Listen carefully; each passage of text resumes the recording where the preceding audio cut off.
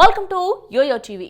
కొండా విశ్వేశ్వరరెడ్డి చేవెళ్ల ప్రాంతంతో పాటు తెలంగాణ వ్యాప్తంగా అందరికీ సుపరిచితమైన పేరు ఇది. ఇక ఇంజనీరుగా, వ్యాపారవేత్తగా, రాజకీయవేత్తగా బహుముఖ ప్రజ్ఞ చాటుకున్నారు కొండా విశ్వేశ్వరరెడ్డి. గత సార్వత్రిక ఎన్నికల్లో చేవెళ్ల నుంచి అత్యధిక మెజార్టీతో విజయం సాధించిన కొండా మరోసారి పోటీకి సిద్ధమవుతున్నారు. ఈ నేపథ్యంలో విశ్వేశ్వరరెడ్డి గురించి మరిన్ని విషయాలను తెలుసుకుందాం.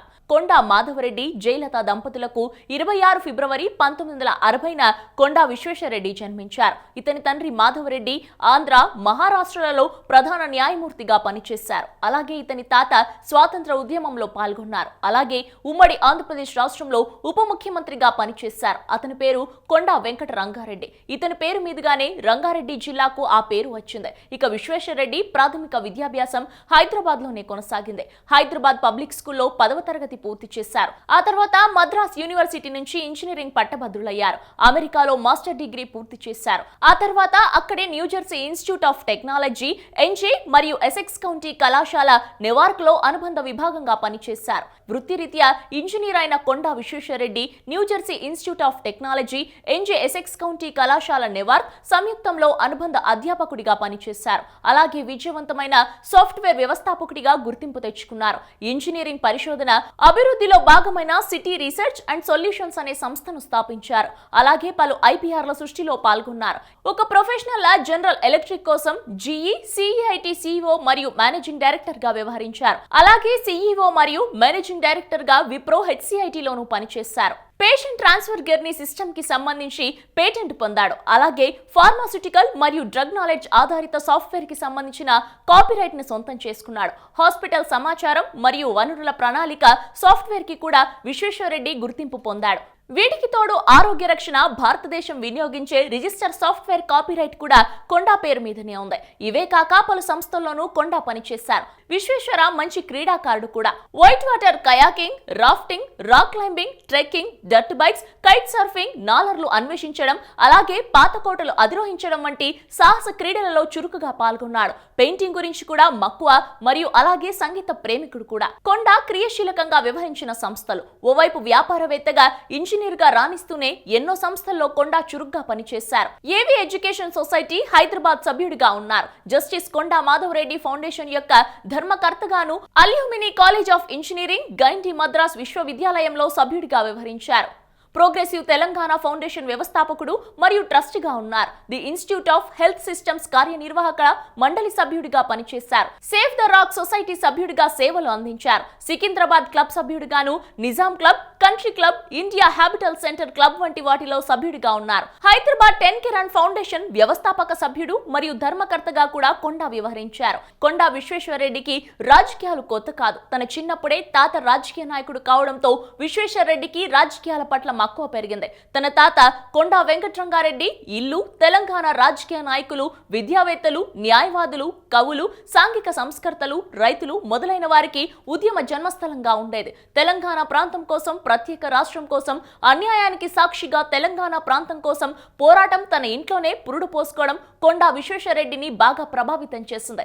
దీంతో విజయవంతమైన ఇంజనీర్గా, పారిశ్రామికవేత్తగా వివిధ సామాజిక కార్యకలాపాల్లో పాల్గొన్న కొండా తెలంగాణ ఉద్యమంలోనూ క్రియాశీలకంగా వ్యవహరించారు. ఆ తర్వాత ప్రజలకు సేవలు అందించడానికి నేరుగా రాజకీయాల్లోకి ప్రవేశించారు. అంతకుముందే తెలంగాణ ప్రాంతంలోని మేధావులతో నీటిపారుదల, ఆర్థిక, సామాజిక, ఆర్థిక లాభాలు, విద్య మొదలైన విషయాలపై ఈ ప్రాంతం యొక్క ప్రజలను దోపిడీ చేయడం వంటి వాటిపై ప్రోగ్రెసివ్ తెలంగాణ ఫౌండేషన్ ని స్థాపించాడు. దీని ద్వారా వివిధ చర్చలలో పాల్గొన్నారు. తెలంగాణపై ఫార్ములాపై చర్చలు జస్టిస్ శ్రీకృష్ణ కమిటీకి సమర్పించారు. 2007 ప్రారంభంలో తెలంగాణ ప్రత్యేక రాష్ట్రం ఉద్యమం ముందంజలో వచ్చారు. అంతేకాక 2013లో రాజకీయాలలో చేరిన అతను తెలంగాణ రాష్ట్ర సమితిలో చేరి చేవెళ్ల లోక్సభ నియోజకవర్గం నుండి 2014 సాధారణ ఎన్నికలలో 75,000 ఓట్ల తేడాతో గెలిచారు. లోక్సభలోనూ తెలంగాణ సమస్యలపై తనదైన గలం వినిపించారు. అయితే తెరాస పార్టీలో గుర్తింపు దక్కకపోవడంతో 21 నవంబర్ 2018న తెలంగాణ రాష్ట్ర సమితికి రాజీనామా చేసి కాంగ్రెస్ పార్టీలో చేరారు. ప్రస్తుతం కాంగ్రెస్ నుంచి మరోసారి చేవెళ్ల లోక్సభ స్థానంలో పోటీ చేస్తున్నారు.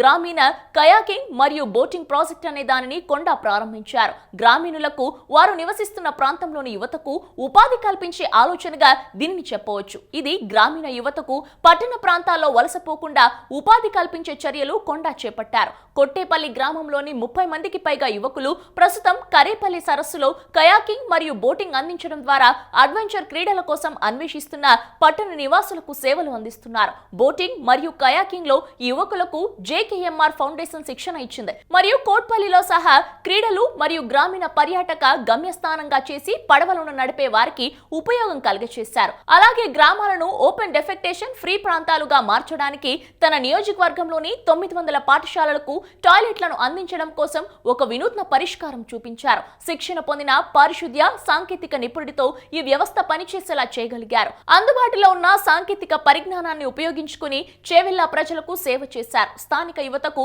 ఉద్యోగ అవకాశాలను కూడా ఇది పెంచింది. ప్రతి వైద్యశాల యూనిట్ 28 నుండి 30 గ్రామాలలో పాఠశాల టాయిలెట్లను శుభ్రపరుస్తుంది. తద్వారా చేవెళ్ల ప్రాంతం పారిశుద్ధ్యం విషయంలో మెరుగైన ఫలితాలను సాధించింది. ఒక ఇంజనీర్ గా, వ్యాపారవేత్తగా, రాజకీయవేత్తగా బహుముఖ ప్రజ్ఞ చాటుకున్న కొండా విశ్వేశ్వరరెడ్డి చేవెళ్ల ప్రజల బాగు కోసం అహర్నిశలు కష్టపడుతున్నారు. గత 5 ఏళ్లుగా ఎంపీగా ఎంతో అభివృద్ధి చేసిన ఆయన మరోసారి అభివృద్ధి నినాదంతో ప్రజల ముందుకు వచ్చారు. ప్రజలు ఆయన్ని ఆదరించాలని, ఎంపీగా చేవెళ్లను ప్రగతి పదంలో ముందుకు తీసుకెళ్లాలని కోరుకుందాం.